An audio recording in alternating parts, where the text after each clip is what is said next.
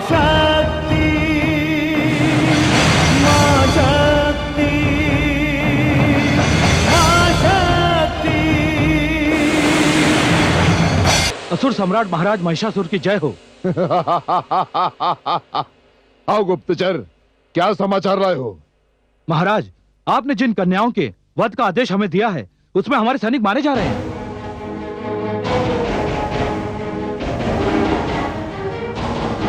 क्या? ये कैसे हो सकता है? महाराज, जब हमारे सैनिक कन्याओं का वध करने जाते हैं तो वहां कुछ काली शक्तियां प्रकट होती हैं और वो हमारे सैनिकों को मार डालती हैं। नहीं, यह संभव नहीं हो सकता। यह संभव नहीं हो सकता। ऐसा ही हो रहा है महाराज। हमारे कितने सैनिक मारे गए? महाराज, कुल मिलाकर 10 सैनिक।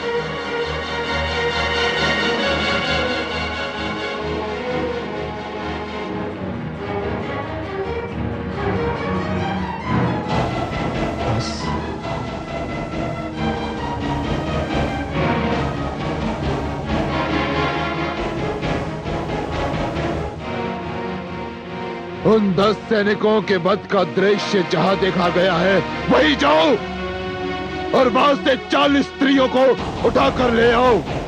फिर वो स्त्री चाहे जो भी हो, माँ, बेटी, बहन, जो भी, उन्हें घसीटकर मेरे समक्ष लाकर प्रस्तुत करो। जाओ। जो आ गया महाराज। विनाश!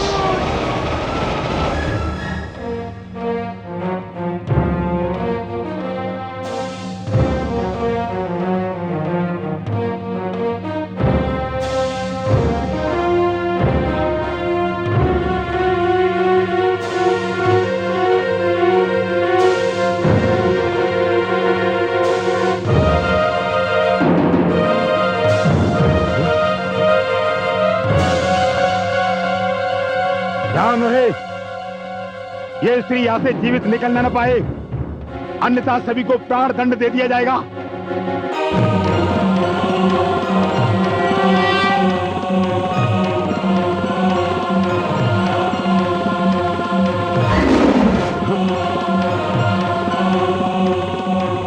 सुन स्त्री, यदि ये तेरी माया है तो इसे शीघ्र समाप्त कर।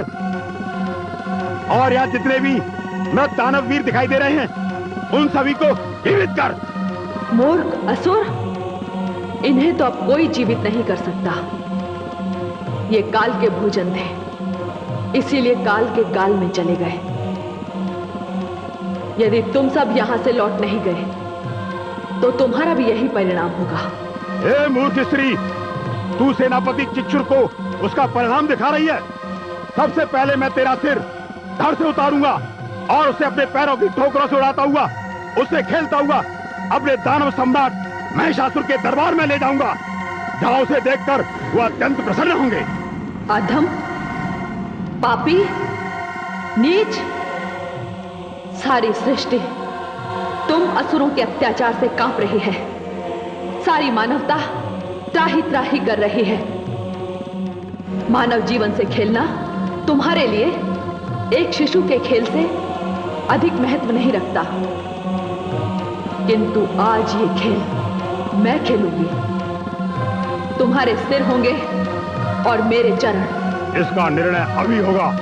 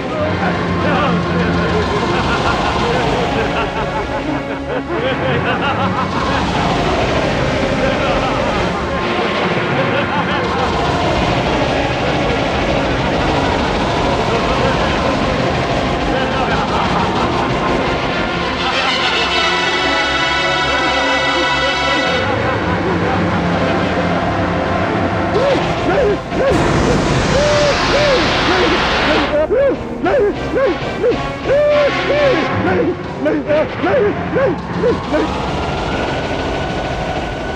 नहीं नहीं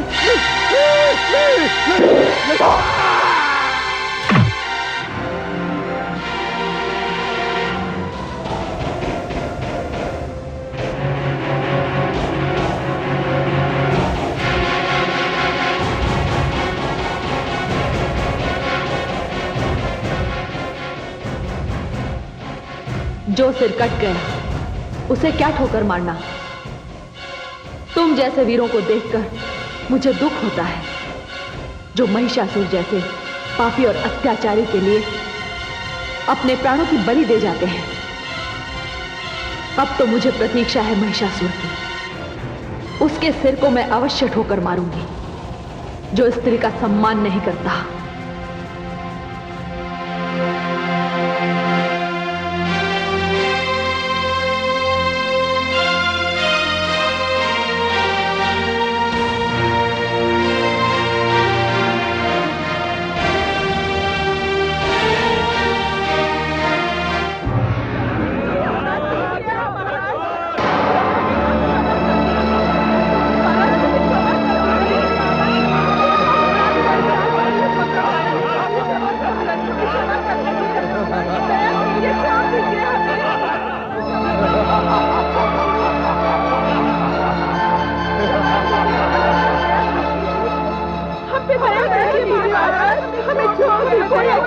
बंद करो ये प्रलाप, बंद करो।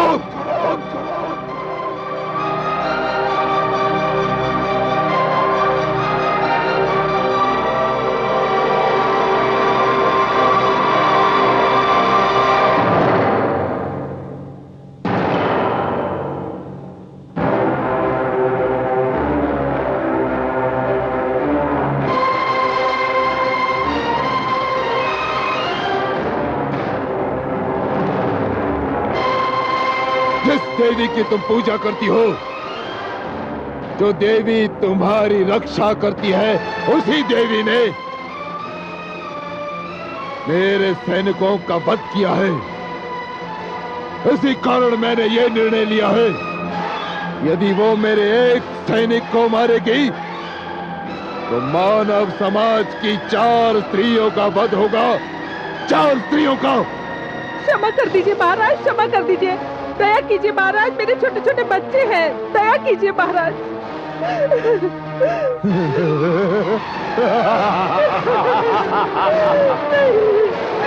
नहीं, मैं महाकाल हूं, नाम है महिषासुर। दया, ममता, क्षमा जैसे शब्द मैं समझता ही नहीं, समझी? क्षमा कर दीजिए महाराज। नहीं, मुझे छोड़ो। नहीं, छोड़ दीजिए।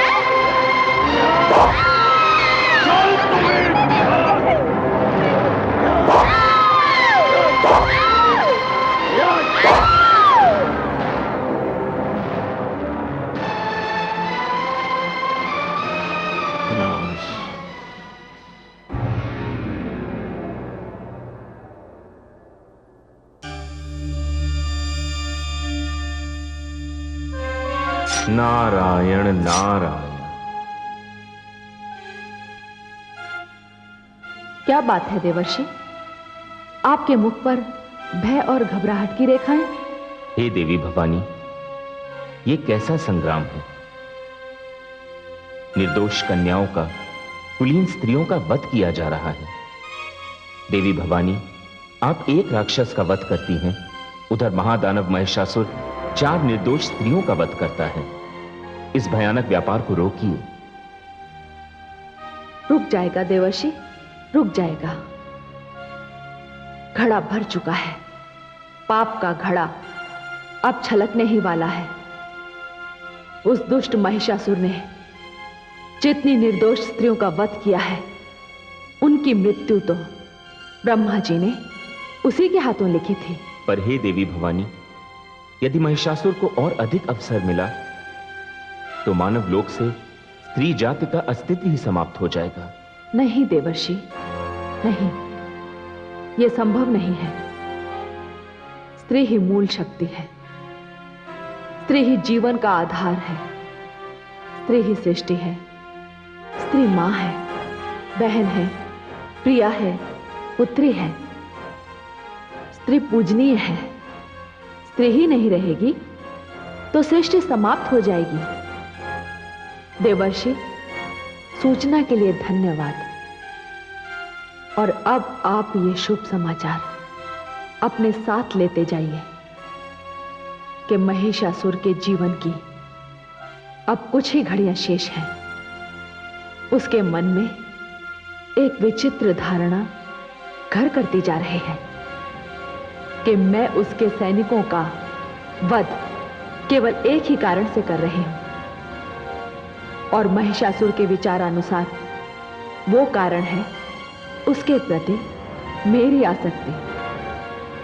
देवर्षि, वैसे भी काल बड़ा ही आकर्षक होता है, और जो व्यक्ति काल का ग्रास होने वाला होता है उसकी दशा वैसी ही होती है जैसे मकड़ी के जाले में पड़े हुए कीट की। नारायण नारायण। हे देवी भवानी, आपकी महिमा तो आप ही जाने। नारायण नारायण।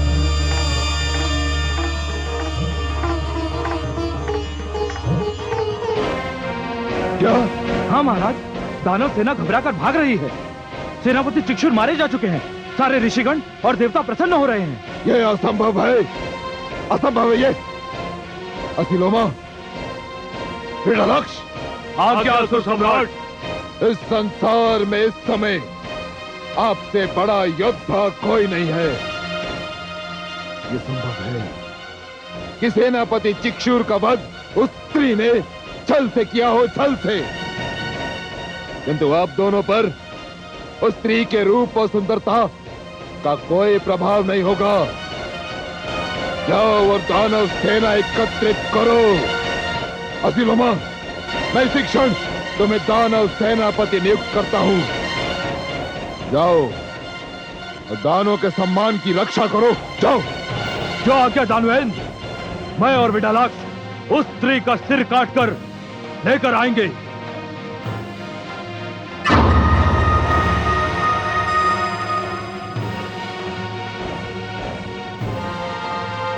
विनाश!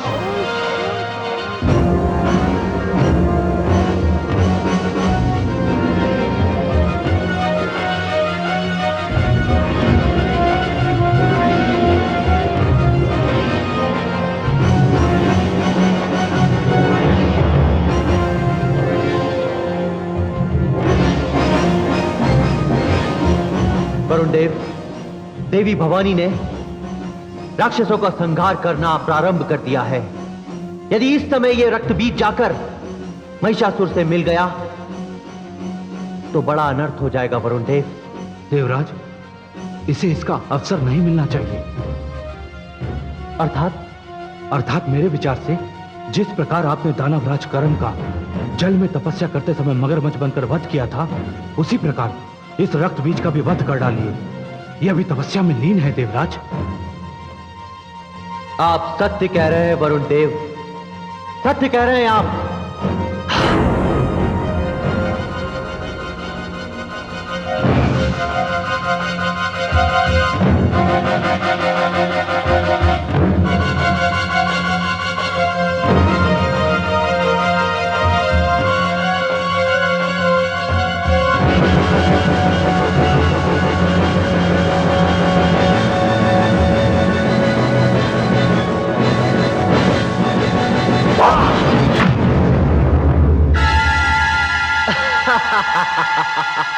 हो गई तेरी तपस्या पूर्ण।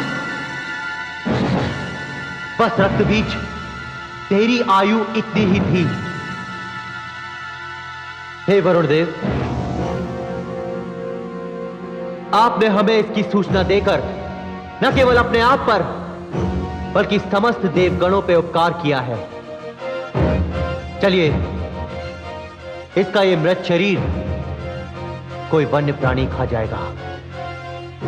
चलिए वरुण देव।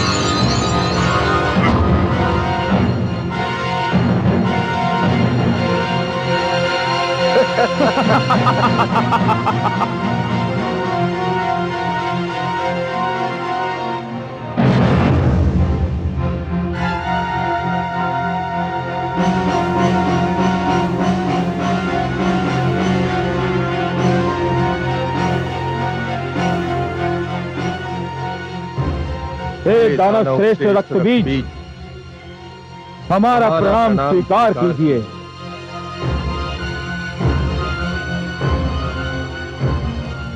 कौन हो तुम दोनों? दानव रक्त से हमारा जन्म हुआ है और दानव के अतिरिक्त हम हो भी क्या सकते हैं। हमें कोई नाम दीजिए। तुम दोनों मेरी आशाओं के उत्तर दिखाई देते हो। तुम शुंभ हो।